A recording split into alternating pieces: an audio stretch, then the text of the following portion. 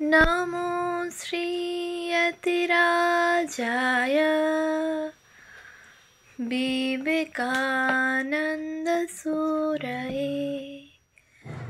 सच्चित्सुखस्वरूपाय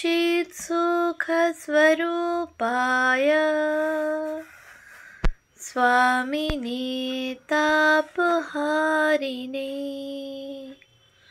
পূজনীয়া ভগিনী নিবেদিতার রচনা স্বামীজিকে যেরূপ দেখিয়াছি গ্রন্থ থেকে পাঠ। অনুবাদক পূজনীয় স্বামী মাধবানন্দজি মহারাজ। পৃষ্ঠা সংখ্যা 185। পাশ্চাত্য সেবাব্রতীকে শিক্ষাদান প্রণালী। ইংল্যান্ড যাত্রারম্ভের পর জাহাজেই তিনি নিজ সংকল্পিত আদর্শ সম্পূর্ণরূপে ব্যক্ত করেন। স্ত্রী শিক্ষা কার্যের ভবিষ্যৎ আলোচনা প্রসঙ্গে তিনি একদিন বলেন, তোমাকে লোকজনের সঙ্গে দেখা সাক্ষাৎ একেবারে ছাড়তে হবে এবং রীতিমতো নির্জন বাস করতে হবে। তোমার চিন্তা, প্রয়োজন, ধারণা, অভ্যাস এসব হিন্দু ভাবাপন্ন করে তুলতে হবে। তোমার জীবন হবে ভেতরে বাইরে যথার্থ নিষ্ঠাবতী হিন্দু ব্রাহ্মণ ব্রহ্মচারিণীর মতো। এর সাধনের উপায় তুমি নিজে থেকেই জানতে পারবে যদি যথেষ্ট আগ্রহ থাকে। কিন্তু অতীত জীবন তোমাকে একেবারে ভুলতে হবে এবং অপরেও যাতে ভুলে যায় দেখতে হবে। তার স্মৃতি পর্যন্ত ত্যাগ করতে হবে। আপাত প্রতীয়মান বহু স্বাচ্ছন্দ্য ও নিরঙ্কুশ জীবন সত্ত্বেও কোনো সন্ন্যাসী স্বামী বিবেকানন্দের ন্যায় মনে প্রাণে সন্ন্যাসী ছিলেন না। তথাপি এই সেবাব্রতীর ক্ষেত্রে তিনি তাহাকে কোনো মঠের চতুষ্সীমার মধ্যে আবদ্ধ না রাখিয়া তাহার পরিবর্তে ভারতবাসীগণের মধ্যে অবস্থান করিয়া তাহাদের জীবনযাত্রা লক্ষ্য করিবার ব্যবস্থা করিয়াছিলেন। আমার নিকট সময়ে সময়ে ইহাই তাহার প্রতিভার সর্বশ্রেষ্ঠ বিকাশ বলিয়া প্রতিভাত হইয়াছে। একবার তিনি বলেন, আমাদের সকল লোকের সঙ্গে তাদের নিজের ভাব বজায় রেখে কথা বলতে হবে। এই বলিয়া তিনি কল্পনা সহায়ে বর্ণনা দিতে লাগিলেন, হয়তো ভবিষ্যতে ইংলিশ চার্চের অন্তর্ভুক্ত হইয়া গৈরিকধারী নগ্নপদ ও অতি কঠোর তপস্যারত ভারতীয় সন্ন্যাসী সংঘের কোনো সম্প্রদায় সর্বদা এই চরম সত্য ঘোষণা করিবে যে সকল ধর্মই পরস্পরের সহিত সম্বন্ধ। যাহা হোক, এই ভারতীয় চেতনা আয়ত্ত করার ক্ষেত্রে তাহার আদর্শ কায় মনোবাক্যে ঐরূপ কামনা করার মধ্যেই কেবল নিহিত ছিল না।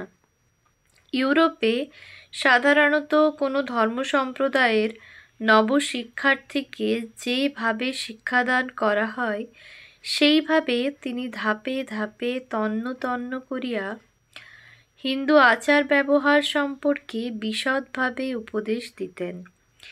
এই উপায়ে তিনি প্রাচ্যবাসীর নিকট অতিশয় অমার্জিত বলিয়া প্রতিভাত পাশ্চাত্যের আদব কায়দার সদা অস্থির ভাব ও সকল বিষয়ে জোর দিয়া বলার অভ্যাস দূর করিতে প্রয়াস পান। কষ্ট, প্রশংসা অথবা বিস্ময় যে কোনো মনোভাব সর্বদা সঙ্গে সঙ্গে প্রকাশ করিয়া ফেলা তাহার নিকট অত্যন্ত বিসদৃশ বলিয়া বোধ হইত। ইহাকে অধর্মরূপে চিহ্নিত করা নিষ্প্রয়োজন, কারণ উহা কুশিক্ষার ফল। প্রাচ্যবাসী এই প্রত্যাশা করেন যে প্রত্যেকের অন্তরে অনুভূতি থাকা উচিত, কিন্তু ওই ভাব অন্তরেই চাপিয়া রাখিতে হইবে। দিবারাত্র কোনো কৌতূহল উদ্দীপক অথবা সুন্দর বস্তু দৃষ্টিতে পড়িলেই তাহা তৎক্ষণাৎ দেখাইয়া দেওয়া তিনি চিন্তার নিভৃত ভাব ও স্বচ্ছন্দ গতির অনধিকার বাধাস্বরূপ মনে করিতেন। তথাপি তাহার মনোমত আচরণ বা আদব কায়দার সেই শান্ত ভাব যে একটা নিষ্ক্রিয় অবস্থা মাত্র নহে, তাহার নিদর্শন জনৈক সাধুর প্রত্যুত্তরে পাওয়া যায়। ঈশ্বরের স্বরূপ কি? রাজার বারংবার এই প্রশ্নের উত্তরে সাধু বলেন, রাজা, এতক্ষণ ধরে তাঁর স্বরূপ কি তাই তো আমি তোমাকে বলছিলাম, কারণ মৌনই তাঁর স্বরূপ। এই বিষয়ে তিনি ছিলেন নাছোড়বান্দা। ইউরোপীয় শিষ্যের প্রতি তিনি দীর্ঘকালব্যাপী কঠোর সংযমের আদেশ দিতেন। একবার কোনো ঘটনা উপলক্ষে তিনি বলিয়াছিলেন, ভাবোচ্ছ্বাসের নামগন্ধ না রেখে আত্ম অনুভূতির চেষ্টা করো। একবার শরৎকালের এক নিস্তব্ধ সন্ধ্যায় বৃক্ষ হইতে জীর্ণ পত্রসমূহ পড়িতে দেখিয়া তিনি অস্বীকার করেন নাই যে দৃশ্যটির মধ্যে কবিত্ব আছে, কিন্তু বলেন, বাহ্য ইন্দ্রিয় জগতের সামান্য একটি ঘটনা হইতে উদ্ভূত মানসিক উত্তেজনা নিতান্তই ছেলেমানুষী এবং অশোভন।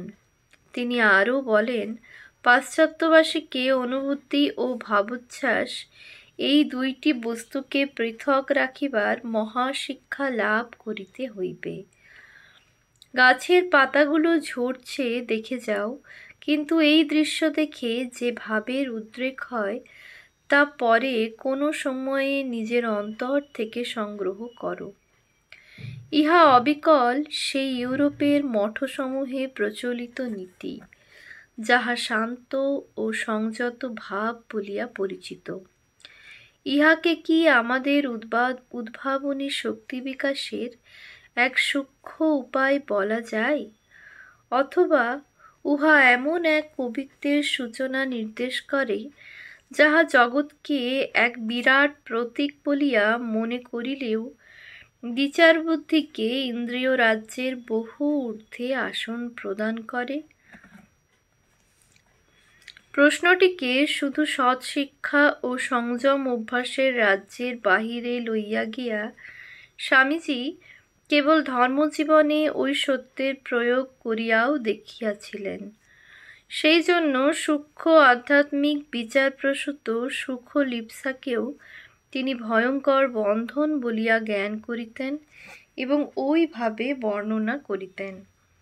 স্বামীজী বলিতেন, সকল আদর্শের ক্ষেত্রেই একটি বিপদের আশঙ্কা আছে, তাহা হইল আমরা যতটুকু নিজে উপলব্ধি করিতে পারিয়াছি তাহাকেই আদর্শ বলিয়া মনে করা। উহা কেবল সবের উপর একরাশ ফুল চাপা দেওয়া এবং কার্যে পরিণত হইলে উহার অর্থ দাঁড়ায়, শীঘ্র অথবা বিলম্বে হোক, জনসাধারণের পক্ষ পরিত্যাগ এবং তাহাদের উন্নতিকল্পে আরব্ধ কার্যের বিনাশ।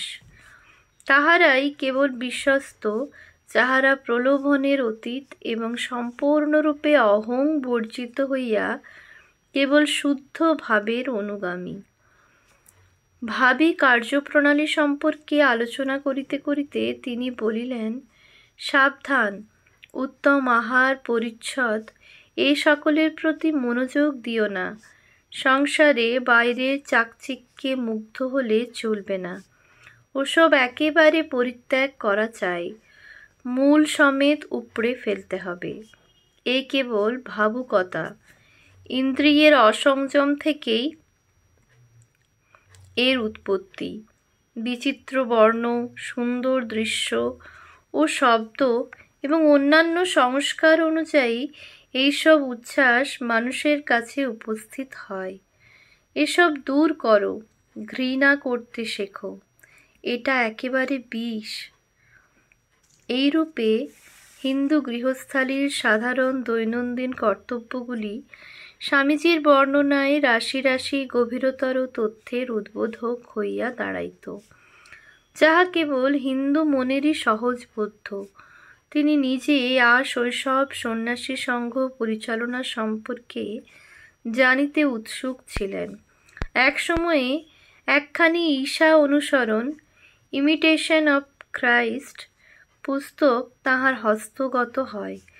উহার মুখবন্ধে উক্ত গ্রন্থের আনুমানিক রচয়িতা জাঁ দ্য জেটস যে মঠভুক্ত ছিলেন, ওই মঠ এবং যে নিয়মগুলি তিনি অনুসরণ করিতেন তাহার বর্ণনা ছিল। স্বামীজির কল্পনায় উক্ত মুখবন্ধ ছিল পুস্তকটির রত্নস্বরূপ। বারবার পাঠ করিয়াও তাহার তৃপ্তি হয় নাই। ক্রমে উহা তাহার কণ্ঠস্থ এবং বাল্যকালের স্বপ্নের সহিত বিশেষভাবে জড়িত হইয়া যায়। অবশেষে প্রৌঢ়ত্বে উপনীত হইয়া বিস্ময়ের সহিত দেখিলেন যে তিনি স্বয়ং ভাগীরথী তীরে এক সন্ন্যাসী সংঘ স্থাপন করিতেছেন এবং হৃদয়ঙ্গম করিলেন যে তাহার শৈশবের ঐকান্তিক অনুরাগ ভাবী জীবনের পূর্ব ছায়াপাত মাত্র।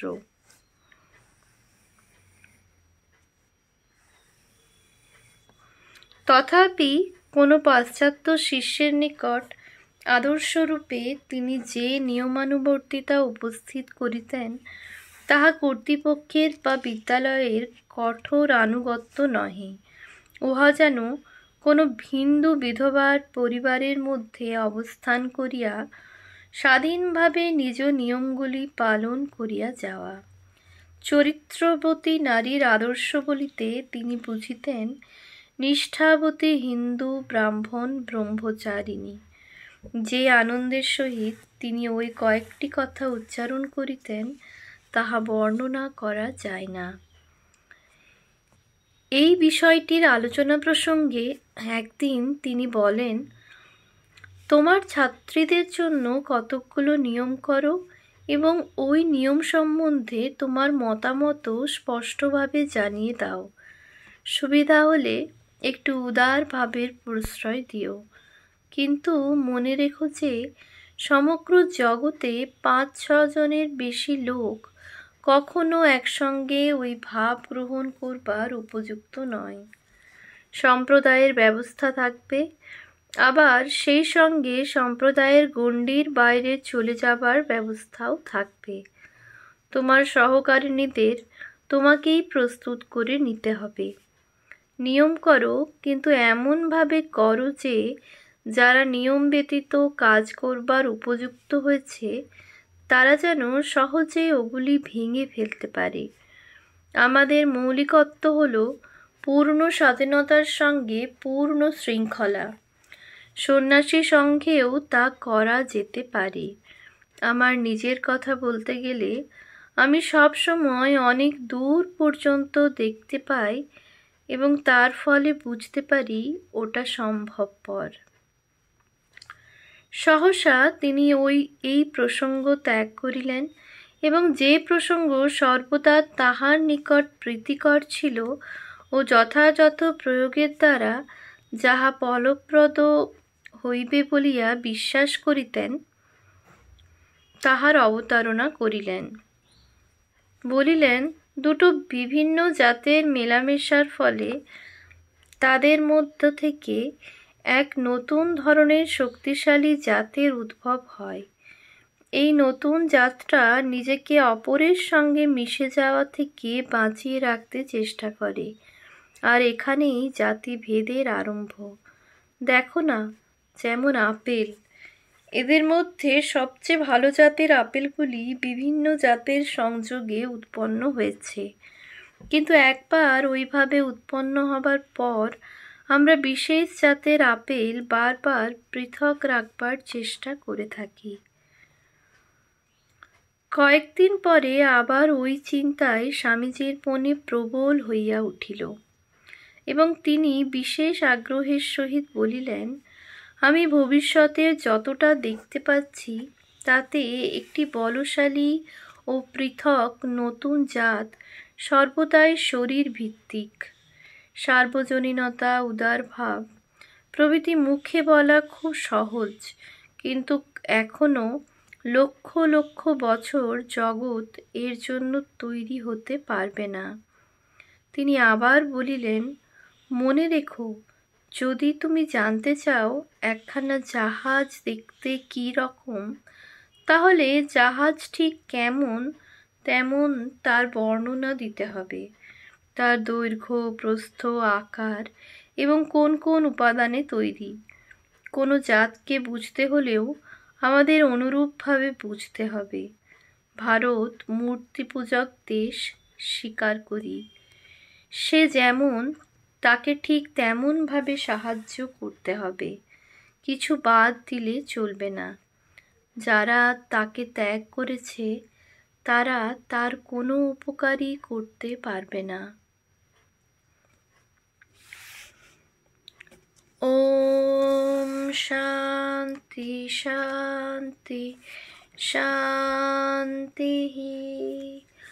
হরি ওম তৎসৎ। শ্রীরামকৃষ্ণার্পণমস্তু।